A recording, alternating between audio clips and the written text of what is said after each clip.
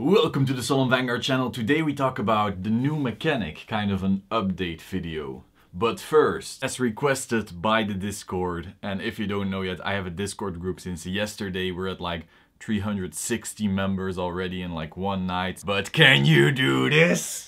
That means, anyway, make some good gifs out of that and let's get into the video. So yeah, if you want to join the Discord, I will put the link in the description and the comments. So getting into the video, I already made a video with my thoughts on what the new mechanic will be. However, 2 days ago, they actually revealed Gyze, and so if there's one thing we can learn from Bushi, it's that they usually hint at the new mechanic with the final boss monster of a season. We saw this with the other Messiah guy as well. And so we can assume that the new mechanic will be somewhat similar to what we have with Gyze right now, or that it's at least hinting in some way. And do consider that the new cards in G Booster Set 14 also give us a hint. So what we're starting to notice in set 14 is that there is a lot of starter hate. The new Luard can kill your opponent's starter if it's still there.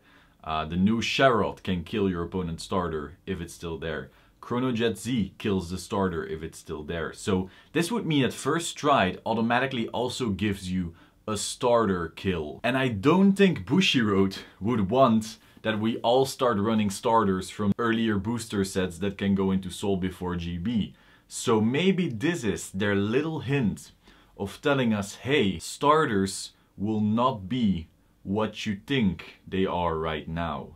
And so this is something we see with Neon Gyze. He's gone before we even get into the actual riding and stuff. So maybe the next mechanic is going to be that our starters go into the G-Zone just like Neon Gyze and then have some kind of skill. Not necessarily turning off triggers, but that would be really interesting because it could get around some RNG. Then again, Neon Gyze doesn't get around RNG at all, but it could have all kinds of effects. It could really bring back some clan identity. Let's say for Aqua that the starter gives some kind of power buff for every wave you hit or whatever. This way, you could bring various levels of clan identity back into the decks. Another option for the new mechanic is actually the double-sided thing. Now, that would obviously bring some problems with re-sleeving and so forth, so they would have to be outside of the main deck, so you can actually put them in transparent sleeves and not have to take them out all the time, because that would damage the card, reduce the cost on the secondary market, and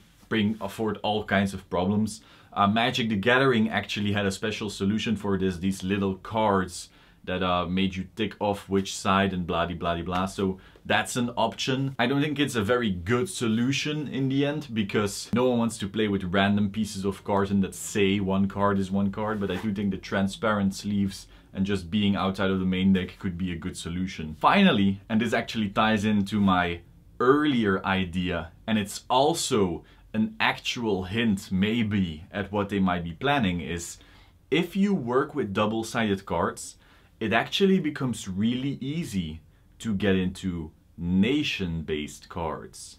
Because what we saw with Zero of Dragons is the very first time that Bushi says, hey, this card is good for a nation rather than an actual clan card.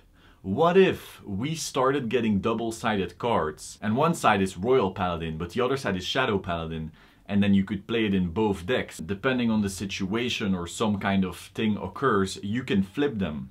And that way you start muddying the lines between various clans, eventually introducing more of these nation-based cards. Not only would this actually start introducing the interesting dynamics Magic the Gathering has, where you see decks green, black and blue, white and so forth, but it would also make it so that clans that aren't very supported can still start running really solid cards from other clans, and that way you can still run your favorite clan at a slightly higher competitive level. Now, of course, this is like many years down the line talk, because they would have to balance it in some way. But regardless, I do find the hint right there very, very interesting. So what I think will happen, first of all, we will get new starters, I believe, that then go into the G-Zone so that the starter hate from G Booster Set 14 doesn't get in the way. They would eventually then have the same kind of Gyze dynamic going on, but actually specific to your clan. So for example, the Shadow Paladin new starter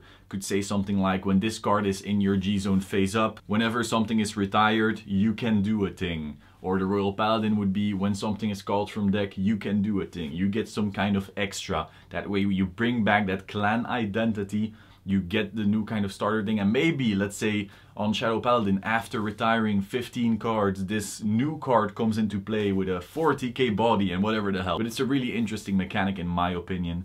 It doesn't completely invalidate the strides we have right now, and that's actually very, very important. So if Bushi does this, that's really, really cool. And it's still a new thing that brings some kind of new interactions into the game. I would find it very interesting if they also then add more of the nation-based things.